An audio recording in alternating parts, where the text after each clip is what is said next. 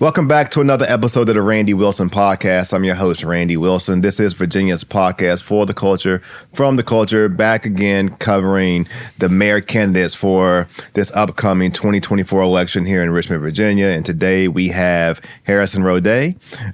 Harrison is now going to be our fourth guest within this mayor run. We still have to get Maurice Neblett, and we're very excited to have you. Our listeners are very interested in learning more about you and what you bring into this campaign.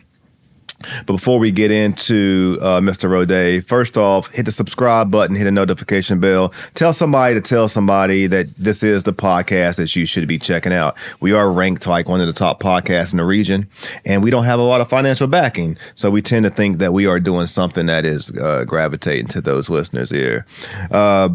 Mr. Roday is a nonprofit and business leader dedicated to building a stronger Richmond for all of us. He grew up in Henrico County and attended William and Mary and began his career by working with Senator Kane. He also is friends with a good friend of ours from the Cheats movement, Mark Cheatham. He founded Bridging Virginia, a Richmond-based nonprofit community development fund that provides access to capital for Black women and minority-owned small businesses. He also serves as a board member of Food Shed Capital, another nonprofit community lender that works primarily with the BIPOC farmers to build more equitable, regenerative food sheds.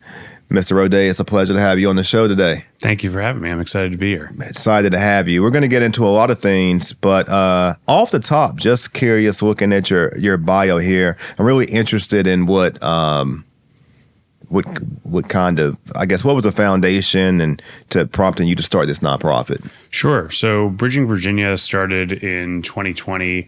It really began as a project. There was not necessarily a goal of building a organization for the long term, but what was going on at the time, I think everyone remembers, small businesses were really struggling, and we had programs that the government was putting together, like the Paycheck Protection Program.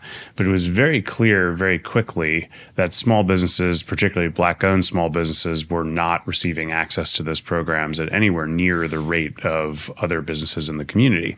So I called around and tried to understand what could I do to help support this challenge, because it's a critical issue for our community. Got paired up with Floyd Miller, who runs the Metropolitan Business League, and we've had a very close partnership ever since. And Floyd basically said, if you think you can figure out the capital, the servicing, the back end, the mechanics of all this, then we'll work with you on the marketing and finding businesses to work with, and we'll just work together on this project. So that's kind of how things launched. It was April of 2020.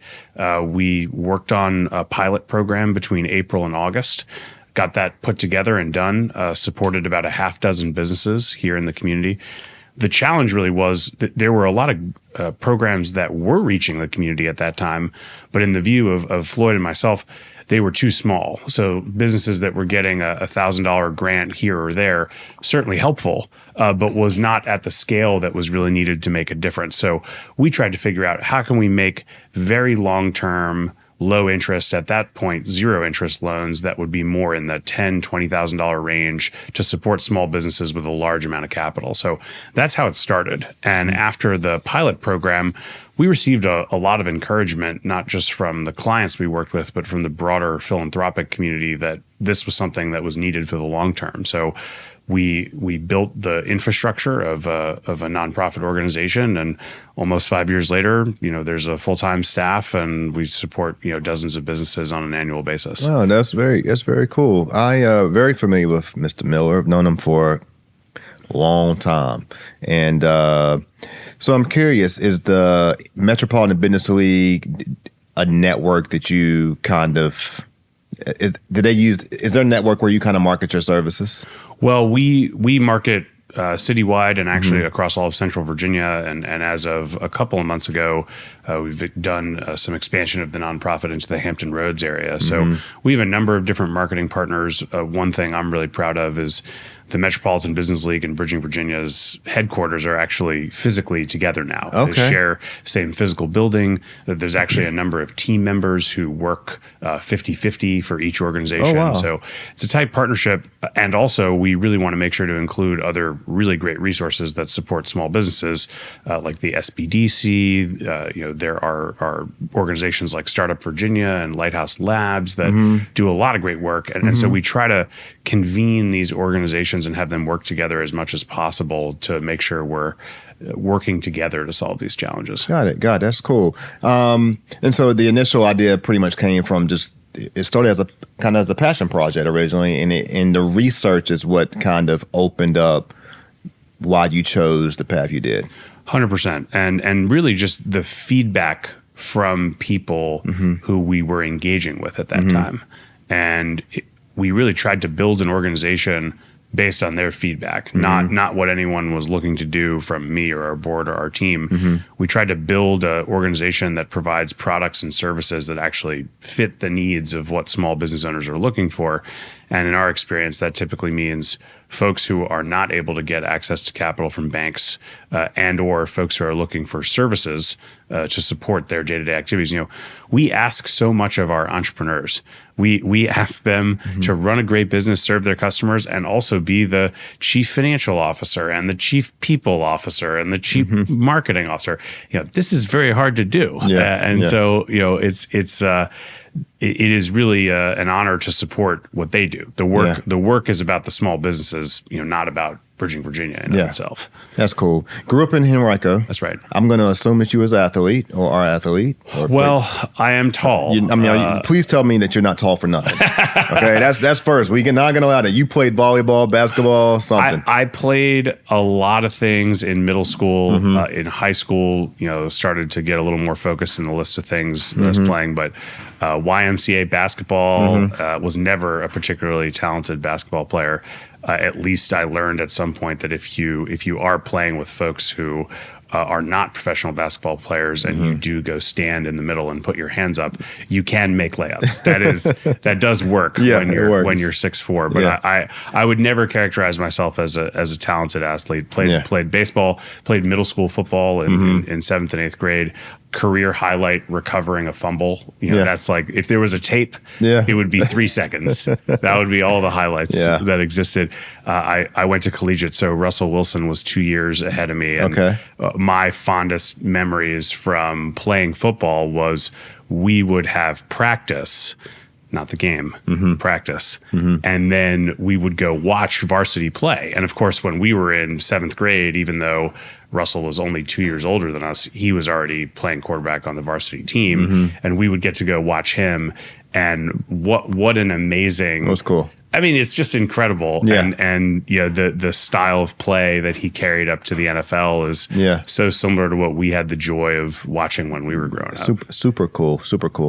So growing up in Henrico, what was the reason? What reason did you choose to move in the city of Richmond? Yeah, I after growing up in Henrico, my first job was in Richmond, working for Senator Kane.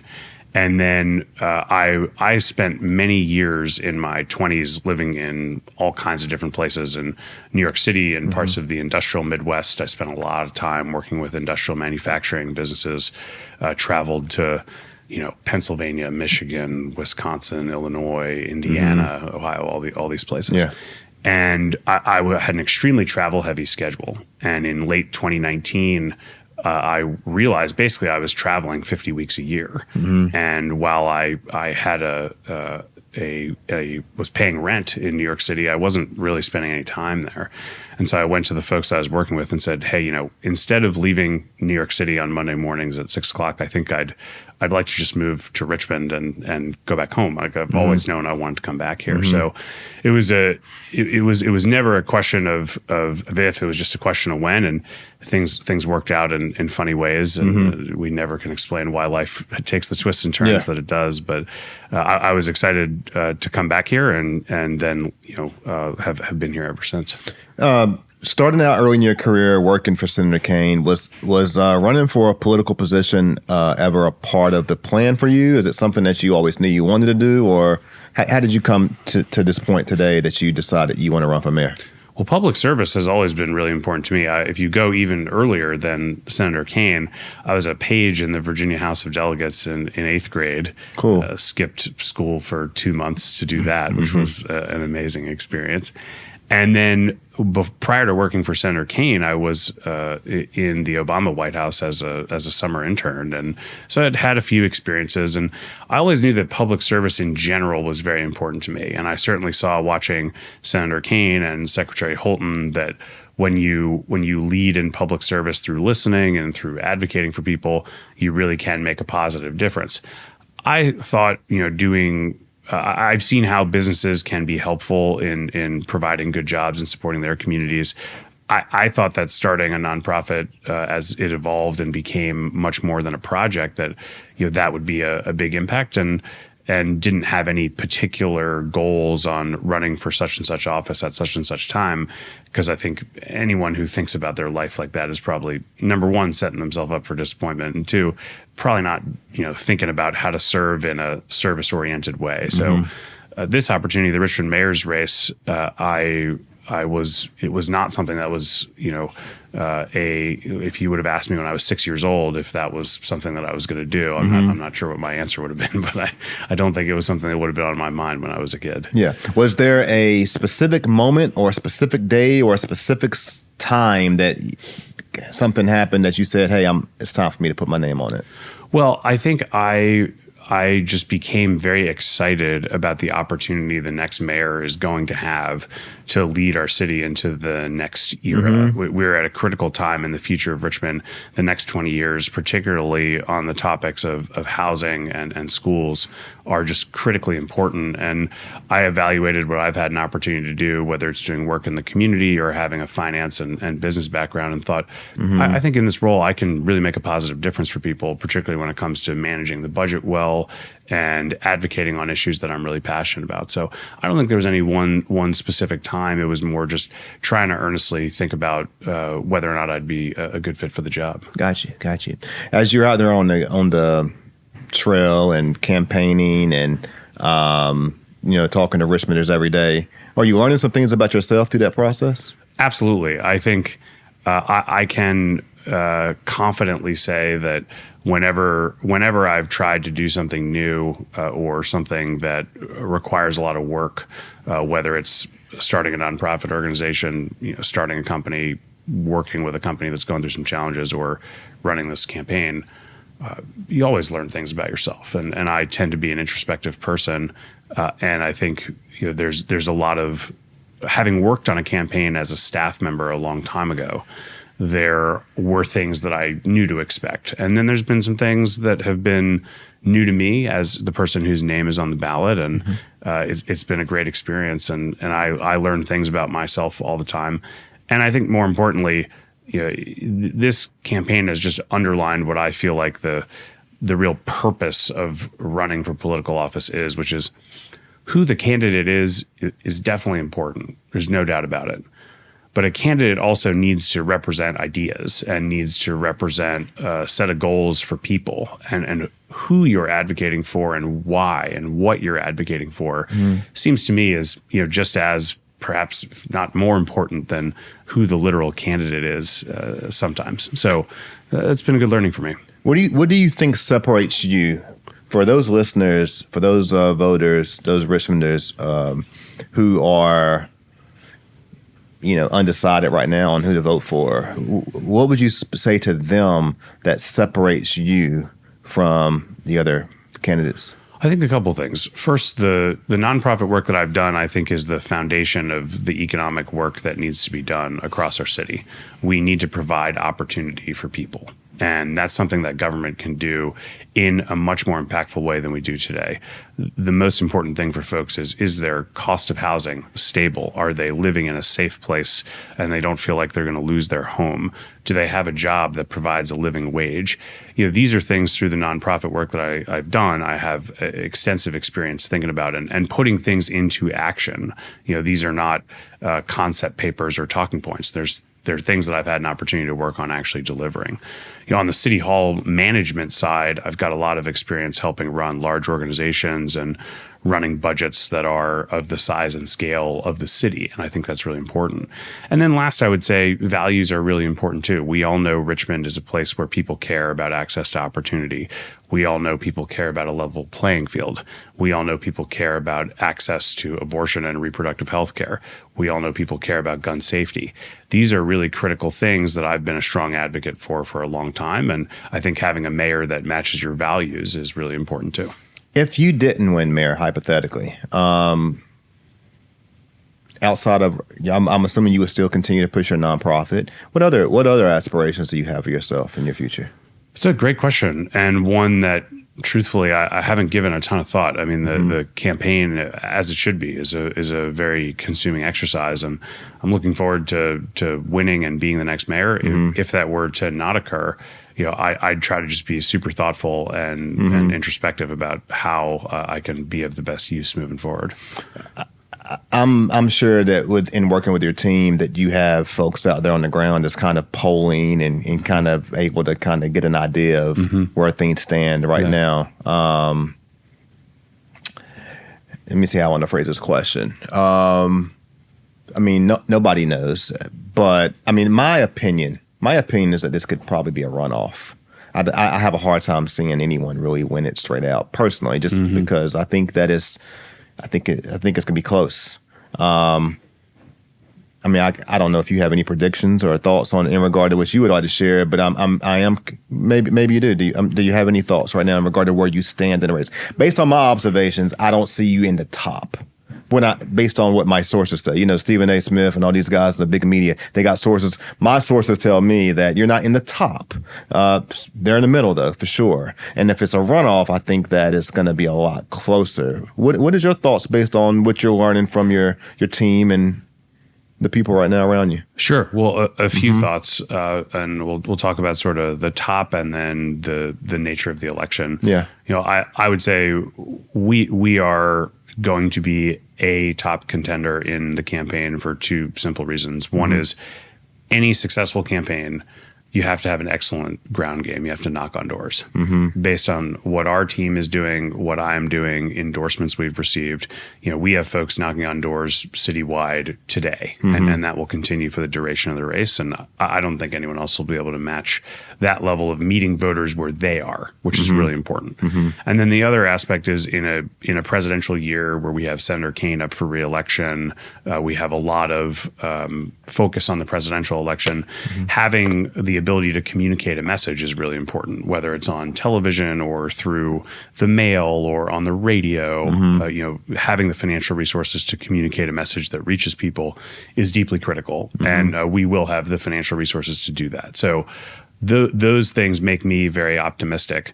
These tend to be late breaking races that really heat up post Labor Day, which of course we are now. Yeah. As many people may remember, in 2016 in September, the last time we had an open seat for mayor, the discussion was, well, this is probably going to be a runoff, and it's probably going to be Joe Morrissey and Jack Berry in a runoff, and then Mayor Stoney won on election night. So, this is a unpredictable, late breaking race. Very fair. And I think what I look at is, and try to remain objective, is every candidate has obstacles to overcome, challenges and opportunities. What I have to work to do is, because my work has been in the nonprofit space and in the private sector and not in local politics, there's not as many people who know my background. But that's a very solvable problem, using the ground game and using the financial resources wisely. So that's what we'll be working to do over the next 60 or so days. And as the majority of the electorate has not made up their minds on this campaign yet. So there's a lot of work left to do for everybody. think that's a great answer. In a different perspective, also.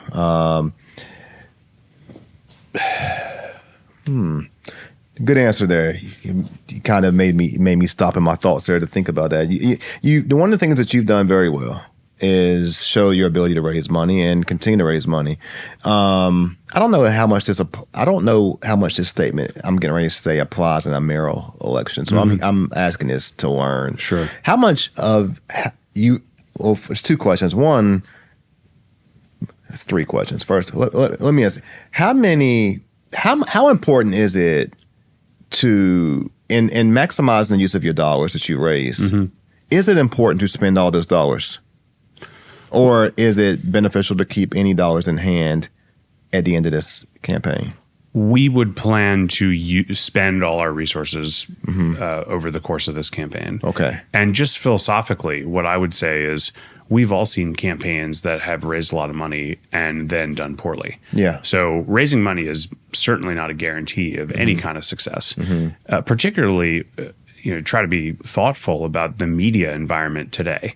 How many people do you know who still watch broadcast television? There are certainly people who do. Yeah. But it is a lower share today than it was. Now, it's football season, you know, so the number of folks engaging with broadcasts and cable will go up. But I think we all know there are more people getting their political content from the 5-second ad on YouTube that you watch before you watch a clip than maybe they are by watching what we would consider to be traditional television. So there is not a magic playbook for how to use financial resources, particularly in a city that is as truly diverse as Richmond. I think there is a easy casual analysis that says, well, we kind of divide up the city by people who are white and people who are black. And I have really a strong belief that the city is just so much more diverse than that. Yeah. And that doesn't just impact people's politics.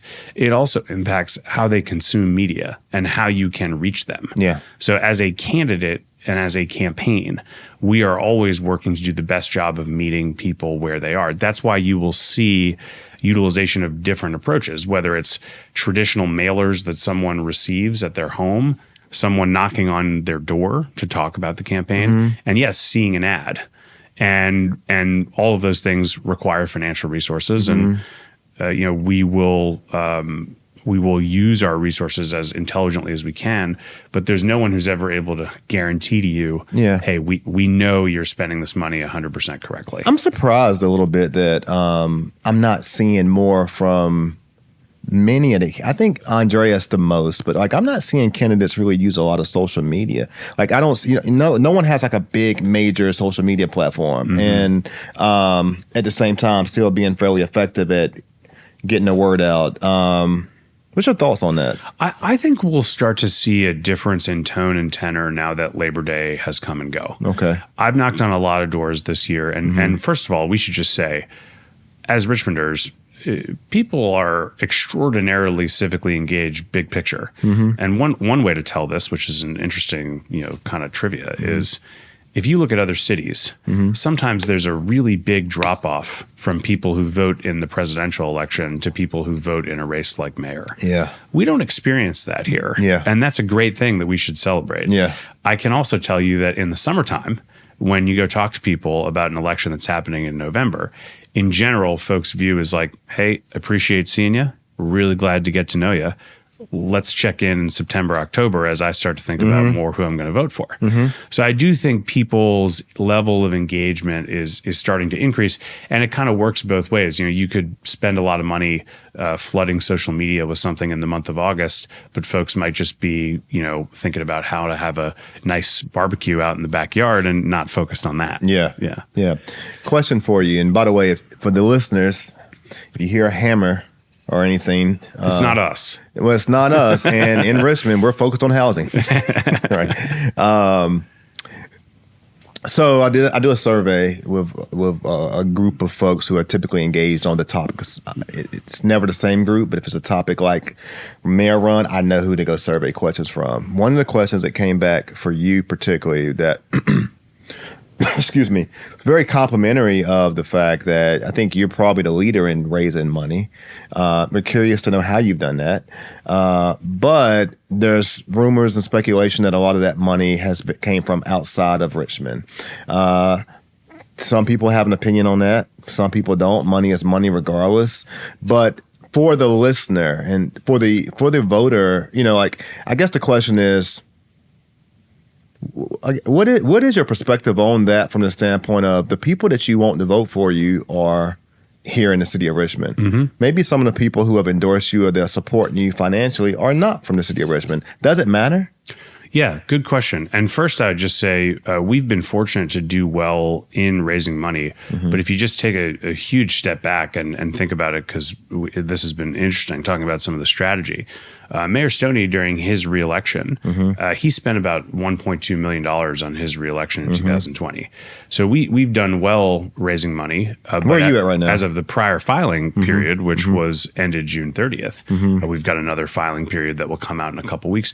We are at a little more than half that amount. Mm-hmm. So we've done well. Yeah. But there is obviously costs have gone up, media purchasing expenses have gone up. Mm-hmm. So we've done a good job, but there is still more for us to do. It's not the case that we can just kind of take a nice walk down the street and mm-hmm. enjoy the fundraising that we've done. It's more there's a certain scale we have to get to in order to communicate, and we're still on our way there. Mm-hmm. And I think between the work that we've done and the endorsements we've received that will bring outside investment, I'm really excited about what we're building, and I think mm-hmm. we'll get to the financial place we need to go.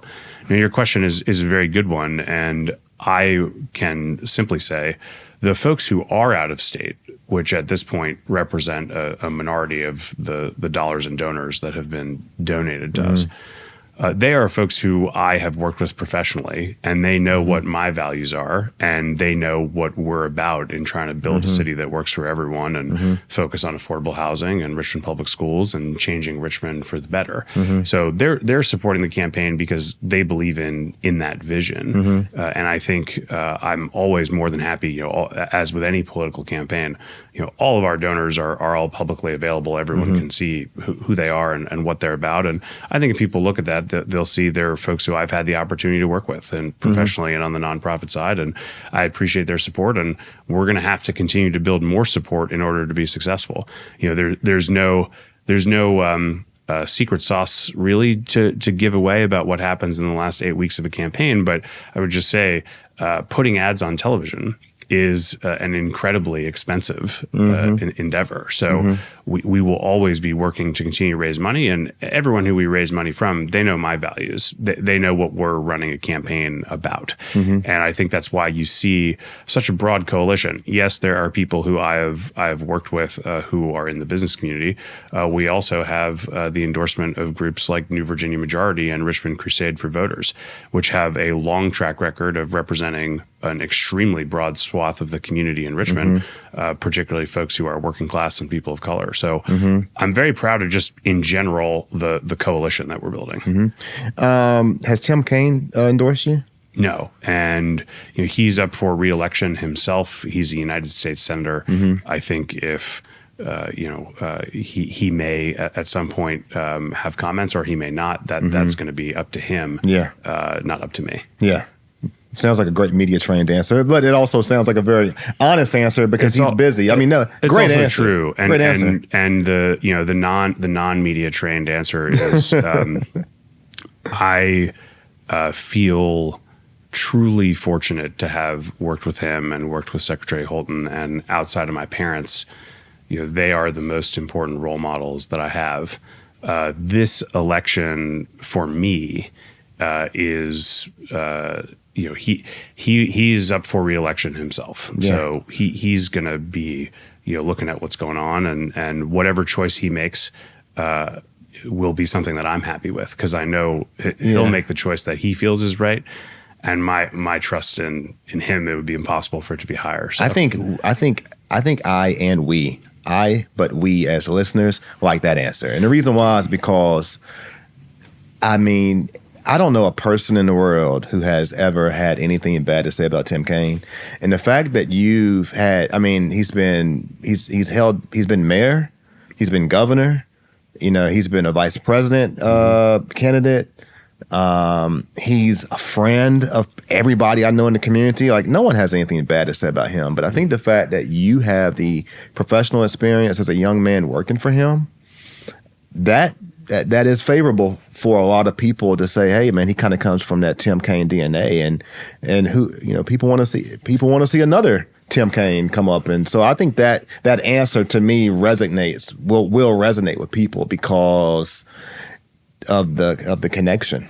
Yeah. And I think what people appreciate about him first and foremost is that he is an extremely strong listener. Yeah. And it's very difficult to advocate for people if you're not a good listener, and you can't lead by consensus building. Yeah. And when I think about him, that's the first thing I think about. Yeah. Talk to me about, have you been able to, would you say you've built any quality relationships with the other Absolutely. during this process? Absolutely. Yeah. It's been, what's the camaraderie like? We had a forum last Thursday and everything, it has to be said in 30, 45, 60 seconds, whatever it is. But it was very important to me to start by saying, hey, everybody, tomorrow is Councilwoman Mosby's birthday. So let's wish her happy birthday. Yeah. It's really been, what is true is everyone who is running deeply cares about the future of the city. And so when I meet someone who is supporting another candidate, even though someone might think the natural reaction is, oh, that's not good.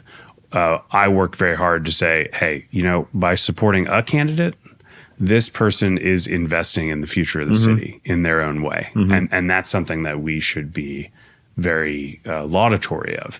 So we have built some camaraderie as a group.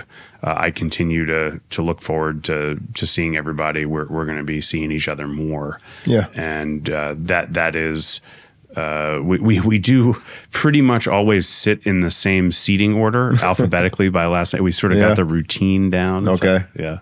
But I think that's important because at the end of the day, win or lose, all individuals are for the city of Richmond, and in some capacity will have a responsibility of working with each other regardless. Yeah. And everyone who's running has some form of experience and some form of a vision for the future of the city.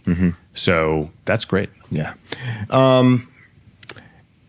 This is your first time run as a candidate in a political position. A lot of times, so I'm not going to call you, even though you're a politician, I'm not using that against you. Like, it ain't like you got the history of telling lies, okay? Not to say that politicians tell lies, but sometimes they have their own way of massaging the truth or their perspective, right? You don't have that history yet, okay?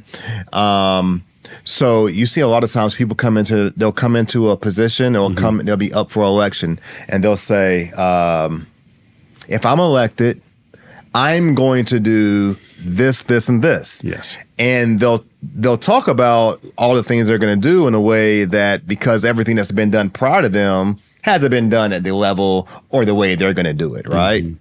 Everyone has talked about the city of Richmond being a great place to live. Richmond's received recognition from outside the city from major publications on being one of the places, top places to move. And, it's a great food city. And, a lot of people have a lot of great things to say about Richmond. And we have a mayor currently that has played his role in position and being a contributor to that. Regardless of what people's perspective is, for better or for worse, he's held that position now for 2 terms. If you're elected mayor, what do you see? What do you look at from a foundation standpoint that you can build upon that you feel like are great things going in the city of Richmond?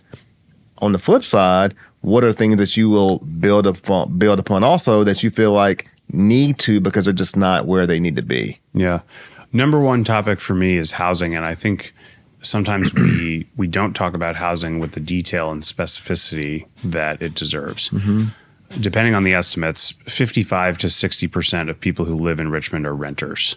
And yet our conversation about affordable housing is dominated by the idea of building new units. And building new units is very important. And we have to have a community consensus about particularly how taxpayer money is being used to subsidize the building of new units, which it is. But I don't think we spend enough time talking about protecting our tenants and protecting our renters in the city of Richmond. That's a clear priority. I think working with the other stakeholders, principally the school board and nonprofit leaders, to make sure our kids are being supported who are going to RPS is a critical priority. But I want to make sure I'm getting to the question you asked, which is, what are we building on? The exciting thing is we have a population that's growing. We have a tax base that is growing in terms of people are moving here. That has the positive effect of bringing new revenue to the city that we can use to invest in solving some of these challenges. And if we miss this opportunity, that's just going to be deeply disappointing, because as I think back to when I was growing up, we were in a much different situation. The population of the city of Richmond was about 197,000. We had challenges with revenue, challenges with the future prospects of what could we invest in. Well, now we're seeing some growth, but we're also not seeing that it's equal. We're seeing that it is having some negative impacts and making some problems that have been around for generations that stem from terrible policy decisions that are discriminatory and have had a negative impact on people. We're seeing issues that need to get resolved. And the last thing I would just say, since you directly asked it, what also can be built on that's been done in Mayor Stoney's tenure. There have been very important steps, like, for example, having the transit system be fare free. I think as much as people get asked about it, it's still under discussed. That's a huge move for equity and for access. The mayor, there are ways that I probably would have done investments in affordable housing differently than this administration has. But one thing the mayor has been extremely consistent in outlining clearly that it is a crisis. The mayor has been very consistent in taking additional resources and putting them into the Richmond public school system. These are important and good things, and those are things that can be built off of. Andreas mentioned on our recent show that the city, particularly in the Manchester, Blackwell area, he identified like a lot of property, parking lots, just open fields that was actually owned by the city that just wasn't being, there was no, I don't know if there's a development plan. I don't know if but it's not being occupied or utilized. And I think about housing, it's like to know that there's a lot of city property owned that we're not doing anything with. I've done no research. This is just hearsay from an interview, but I did find that very interesting. I don't know if you're familiar with that or not. Yeah, and I think there is a level of specificity that we need to get to. Some city-owned land is owned by the Richmond Redevelopment and Housing Authority. That's not something that the mayor directly controls. Some of it is owned by agencies that report up into the CAO's office, which reports to the mayor. So there are, and of course, let's not forget, as we have a broader conversation about land and land availability, there's lots of land owned by the federal government, the state government, and VCU. So we have a lot to discuss on the topic of land. Yeah. So as we wrap around toward closing, I like to do rapid fire questions to help our audience get familiar with the candidate outside of the title and the role, and just kind of lighten the mood to make it fun. But this has been a very enjoyable conversation. Oh, likewise. I think that folks will walk away from this conversation, some who may be familiar with you, some who may not, but I definitely think that you've articulated yourself in a way where you're going to build attraction with our audience. And so we appreciate you coming on and sharing some things with us. So to lighten the mood, though, let's get familiar with you a little bit differently. So I don't see a ring on your finger, so I'm assuming you're a single man. I'm not married. You're not married. Man, you are going to be like wow. You're a tall drink of water for somebody. Women out here, man, listen, we ain't even going to go there for you, okay? But that is, Stoney came in, he had to hang his jersey up as well, That's a tough situation there, man. I know the women are all over you. I have a consistent track record of being focused on my professional obligations. Good. So when you was young, Harrison, younger Harrison. Sure. You're still a young man, but when you was young Harrison, who's your celebrity childhood crush? Ooh, Great question. These are the type of things people want to know. I know. They don't want to. They will get away from politics. I'm so weak at these questions. Picking like one thing. If you were like, "What's your favorite food?" I'd be terrible. I'd think about it for like 45 minutes. Oh my goodness. So here's what I will promise on that question specifically. I will get you back an answer. Off the top of my head, no idea. All right. No idea. Are you a sports guy? Very much so. What sport? So my family moved here in first grade from New York, so I inherited New York Giants fandom. Love football season, love watching football. Doesn't matter who's on, doesn't matter who's playing, how high quality of a game it is. You can rely on me for sarcastic, joking, play-by-play commentary at any time. Just turn it on, and I will share my views about whatever. So you're a Giants guy, no Jets. No Jets, and the Giants are going through a challenging time right now. But my comment to anyone who ever laments what's happening in the New York Giants franchise is particularly what more, if you're someone who's my parents' age, you got to experience a Super Bowl winning team in the 80s and the early 90s. If you're someone who's more like my age, you got to watch Eli Manning develop into a great player, lead the franchise, and win 2 Super Bowls, beating the Patriots. The franchise could go 0-16 for the rest of your life. Would you be happy? No. But people should appreciate that level of accomplishment. And so many of our friends around here are NFC East fans in general. Obviously, we've got a lot of Commanders fans here. I see a lot of Cowboys hats all over all the time. Some Philly hats. These are franchises that have incredible legacies of success. Now, Philly, that some of their success has been a little more uneven. But anyone who's an NFC East football fan, it's like you've gotten your share of success in the span of time. It's not going to be good enough, Harrison. Well, what's not going to be good enough? It's never going to be good. People are going to want more. Yeah, they're never, particularly for New York fans. I know. I mean, goodness gracious. The Knicks, are you a Knicks fan? So I am Mark Cheatham. I mean, he is a Knicks fan.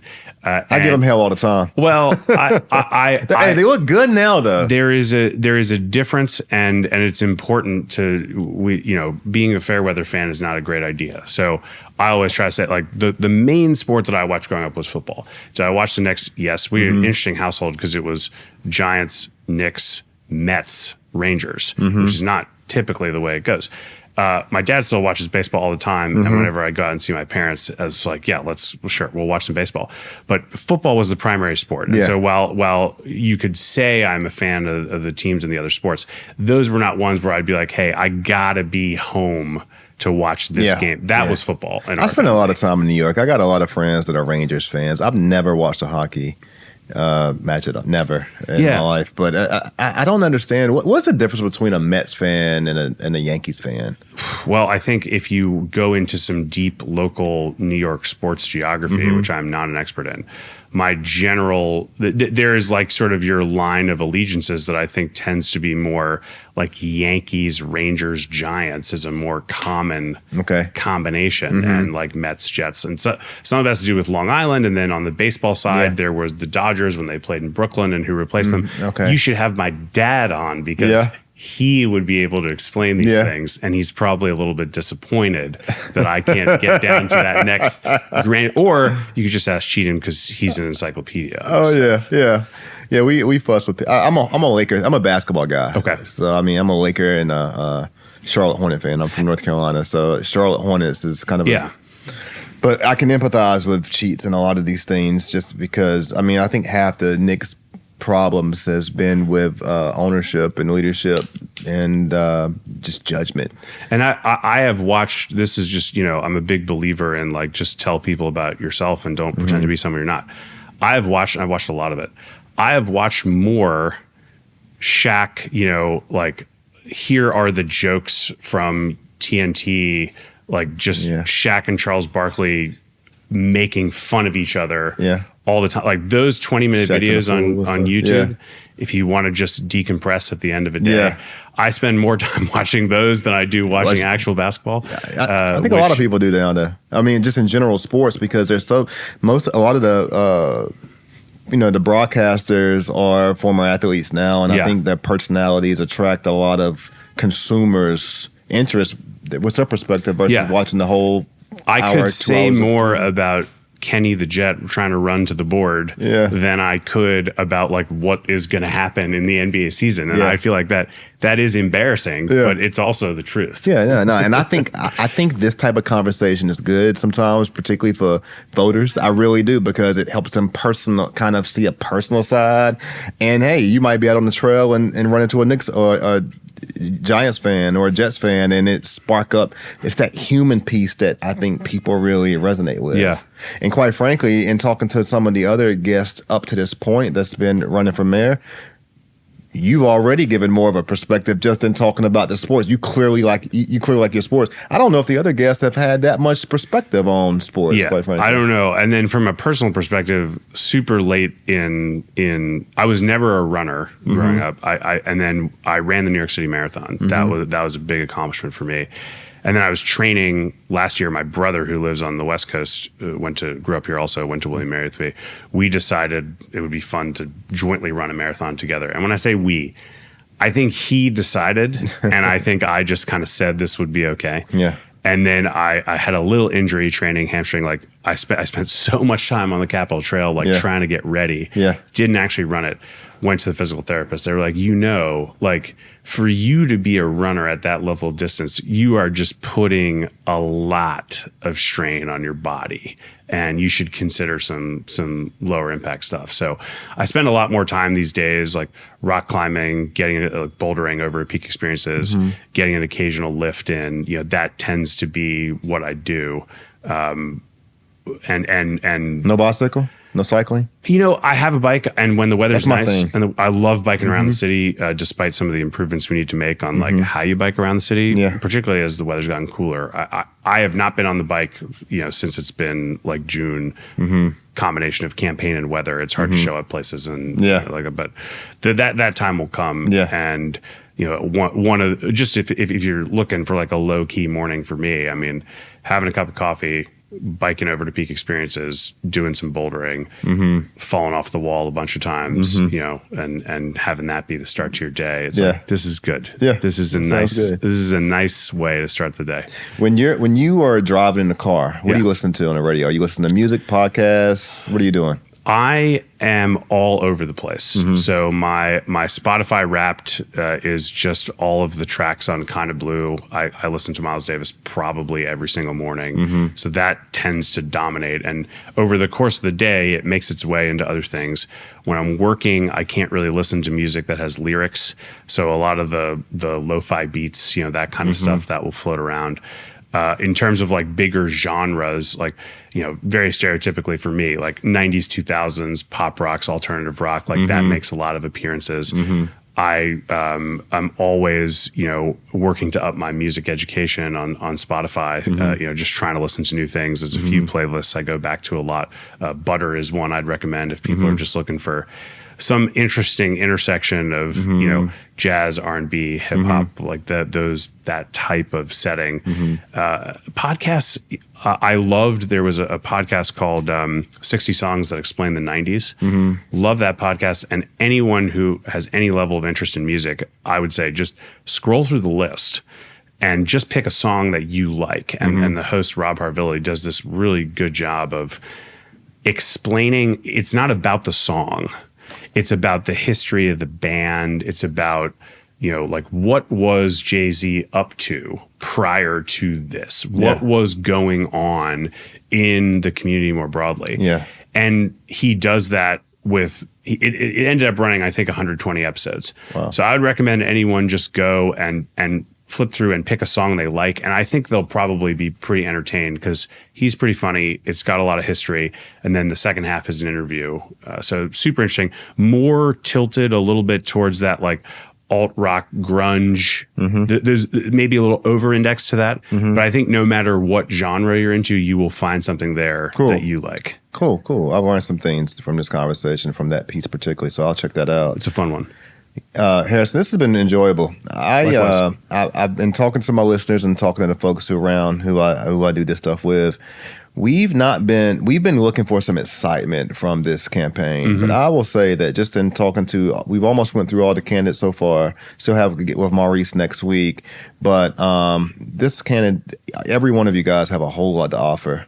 And we're very hopeful that our audience has been able to see that, and we tend to believe that they have. So thank you so much for being a guest on the show.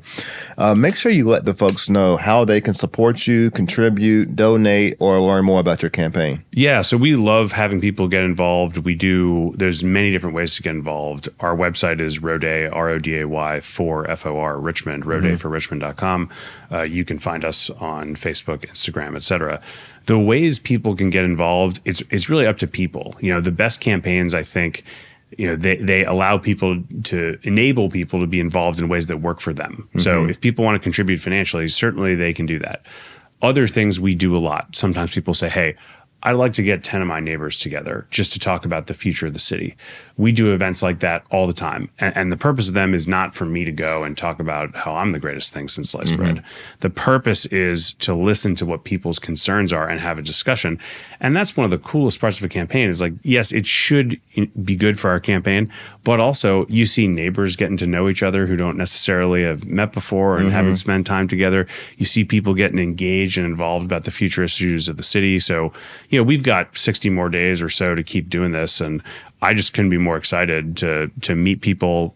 People should reach out. I try and be as accessible as I possibly can be, and love to just continue the conversation about positive change for the city, focusing on housing, our schools, our neighborhoods, reforming City Hall, and protecting access to freedoms that are important to everyone, like access to reproductive health. So that's the message we'll be championing from here on out. Great. Don't be a stranger to the show. Win or lose, we'd like to have you back because your nonprofit sounds like something that we'd like to spend more time talking about as well. I feel like there's a lot of people who'd be interested in learning more about that. And we talked about it a little bit, but I'm interested to learn more about it now just based on what I gathered today. Yeah, we'd love to do that. Maybe we can do a fun little on-site recording at one of our restaurant, one of the city's great restaurants or some small business location. Sure. We find creative. Someone who's been on the show, do it together. Yeah, sure. I'm very, very open to that. This is the Randy Wilson Podcast. You can find this podcast everywhere podcasts are played, Stitcher, Libsyn, Spotify, Apple, Google. You can go to randywilsonpodcast.com also to get more familiar. Go to YouTube, then you can see Mr. Roday. Roday, I don't know. I've never heard of Roday. So I'll tell you a short story just since we're wrapping up. So my grandparents were Jewish folks living in Germany when the Nazis came to power. They emigrated here. Their last name was Rosendorf. And unlike a lot of people who go to Ellis Island and have their names changed, not in a way that works for them, someone transcribed something wrong or they give someone a new name, that was not their story. Their story was my grandfather, my dad's dad, who unfortunately I never met. He passed away before I was born. He decided that Roday was just going to be the family's name. So as best as we know, he kind of just made it up. Yeah. And the only other Roday that I know of is James Rodriguez, the actor from Psych and a few other shows. He goes by, I think sometimes, James Roday as like a stage name. But if you look for the name, you won't find a lot of it. And we'll thank we'll thank generations in the past for having, I suppose, just conjured it. Yeah, pretty cool, man. It's been a pleasure to have you on. Thank you so much, sir. Yeah, thanks for having me. All right. We're out.